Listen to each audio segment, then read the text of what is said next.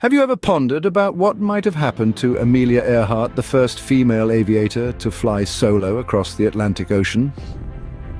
In the golden age of aviation, one name stood out from the rest, etching its place in the annals of history: Amelia Earhart.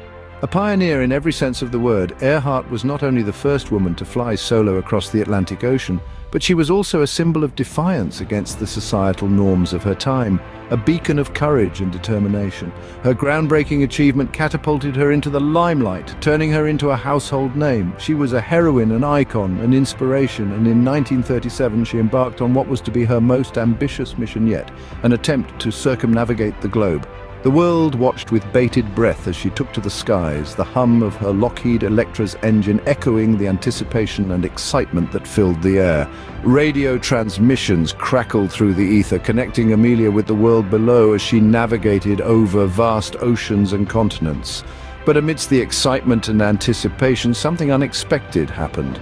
The voice that had been steadily reporting progress over the radio waves, the voice that had become a symbol of strength and courage, suddenly went silent. The steady hum of the Electra's engine that had been a comforting presence in the background was no more. And then, nothing. The radio transmission ceased. The world waited, hoping against hope for a sign, a signal, anything that would indicate that Amelia was all right. But the silence was deafening. Days turned into weeks, weeks into months, and months into years. An intensive search was launched, but no trace of Amelia or her aircraft was found. It was as if she had vanished into thin air. And just like that, Amelia vanished, leaving nothing but a trail of questions behind. What exactly was Amelia Earhart's mission on that fateful day in 1937? This question has intrigued countless people for decades. Let's delve into the details, shall we? Amelia Earhart, an audacious aviatrix, was embarking on a daring journey, a round-the-world flight, a feat no other woman had ever attempted before. Her plan was to circumnavigate the globe, covering a staggering 29,000 miles. The route was meticulously charted, with numerous stops spread across several continents. Starting from Oakland, California, Earhart would fly westward, making her first stop in Honolulu, Hawaii. From there, she would continue on to other exotic destinations like New Guinea and Australia before attempting the perilous Pacific leg of the journey. This Pacific stretch was the most daunting part of the flight plan. The vast, unending expanse of the ocean presented a formidable challenge, even for an experienced pilot like Earhart. The flight from New Guinea to Howland Island, a tiny speck in the vast Pacific, was especially treacherous. It was the longest overwater leg of the journey, a daunting 2,500 miles of open sea. The smallest miscalculation could prove fatal. A network of radio beacons was set up to guide Earhart on this risky segment. However, even with this technology, the margin for error was incredibly slim. Weather conditions, equipment failure, or even a slight navigational error could lead to disaster. Every aspect of the journey, every stop, every mile flown was fraught with danger. Yet Amelia Earhart was undeterred. She was a woman driven by ambition, by a desire to push the boundaries, to challenge the status quo. She knew the risks, understood the dangers, but chose to face them head-on. Despite the risks, Amelia was determined to make history once again. Her courage and determination continue to inspire us, even as the mystery of her disappearance lingers on. As we move forward in our exploration, remember the journey is as important as the destination, and Amelia Earhart's flight plan is a testament to that. So what happened on July 2nd, 1937 that led to one of the greatest aviation mysteries of all time?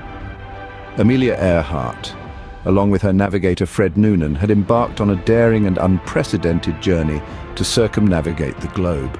As they took off from Lae, Papua New Guinea, bound for Howland Island in the Pacific, little did they know that it would be their last known location. The last communication from Earhart to the US Coast Guard cutter Itasca, stationed off Howland Island to guide them in, was a chilling message. "We must be on you, but we cannot see you. Fuel is running low, been unable to reach you by radio. We are flying at 1,000 feet. Then, nothing. Silence. The voice of an aviation pioneer, silenced mid-flight, leaving behind an enigma that would perplex the world for decades to come. In the wake of Earhart's disappearance, an extensive search was launched involving 9 ships and 66 aircraft, making it the most intensive air and sea search in naval history at that time. Days turned into weeks, weeks into months, but the ocean kept its secrets. Despite vast resources and relentless efforts, no trace of Amelia or her plane was ever found. Over the years, Earhart's disappearance has given rise to an array of theories. Some suggest she was an American spy captured by the Japanese, while others propose that she lived out her days on a deserted island. Some even claim that she returned to the United States under a new identity. Yet all these theories lack one crucial thing: concrete evidence. The disappearance of Amelia Earhart is not just a mystery. It is a symbol of our collective fascination with the unknown, the uncharted, and the unsolved. It reminds us that even in an age of advanced technology and scientific discovery, there are still puzzles that elude us, challenging our understanding and igniting our curiosity. Despite extensive searches, no trace of Amelia or her plane was ever found. Over the years, numerous theories have sought to explain Amelia's disappearance. So what are some of the most compelling ones? Firstly, we have the crash and sink theory, which is perhaps the most straightforward. It suggests that Amelia and her plane simply ran out of fuel and plunged into the vast Pacific Ocean. This is supported by the last radio transmissions from Amelia's plane indicating she was running low on fuel and having difficulty locating her intended destination, Howland Island. Yet, despite extensive search efforts, no wreckage of the plane has ever been found. Next, we delve into the Gardner Island theory. This hypothesis posits that Amelia and her navigator, Fred Noonan, unable to locate Howland Island, may have landed on another island instead. That island is today known as Nikumaroro, formerly Gardner Island. Some tantalizing clues support this theory. A woman's shoe, a sextant box, even human bones were found on the island in the years following Amelia's disappearance. However, none of these have been conclusively linked to Amelia. Finally, we come to the Japanese capture theory. This theory is more controversial, suggesting that Amelia and Noonan were captured by the Japanese, perhaps suspected of being American spies, and died in captivity. Proponents of this theory point to reports of a white woman and man fitting Amelia and Noonan's descriptions, seen in Japanese custody during the 1930s. Yet, the Japanese government has consistently denied these claims, and no solid evidence has emerged to corroborate this theory. Each theory, while intriguing, leaves us with more questions than answers. The enigma of Amelia Earhart's disappearance remains one of the world's greatest unsolved mysteries, a tantalizing puzzle that continues to captivate us nearly a century later. The quest for the truth continues, and perhaps one day we will finally know what became of the courageous Amelia Earhart. Why, after all these years, does the mystery of Amelia Earhart's disappearance continue to captivate us? Perhaps it's because Amelia Earhart was not just an aviator. She was a symbol of progress, a beacon of courage and determination. She was a woman who dared to venture into the unknown, pushing the boundaries of what was considered possible. Her disappearance, therefore, is not just a missing persons case, it's an enduring mystery that echoes the spirit of exploration and adventure. Over the years, the fascination with Earhart's disappearance has only grown. Even today, search efforts are still underway, with explorers and researchers scouring the vast Pacific for any trace of her lost aircraft. Every new expedition brings with it a surge of hope, a renewed belief that perhaps this time we might finally uncover what happened to this pioneering woman. New theories continue to emerge, each adding another layer to the mystery. Some suggest she was a spy. Others believe she lived out her days on a remote island.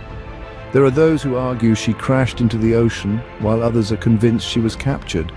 The list goes on, each theory more intriguing than the last, but it's not just the theories that keep us hooked. It's the idea that Earhart herself symbolizes the human spirit's unyielding drive to explore, to conquer the unknown. Her story reminds us of the risks that come with stepping out of our comfort zones, of the courage required to challenge the status quo. Above all, the enduring mystery of Amelia Earhart's disappearance is a testament to the human fascination with the unknown. It's a reminder of the enigma, that life is of the myriad possibilities that exist just beyond the horizon. It's a mystery that continues to inspire, to captivate, to intrigue. So what do you believe happened to Amelia Earhart on that fateful day in 1937?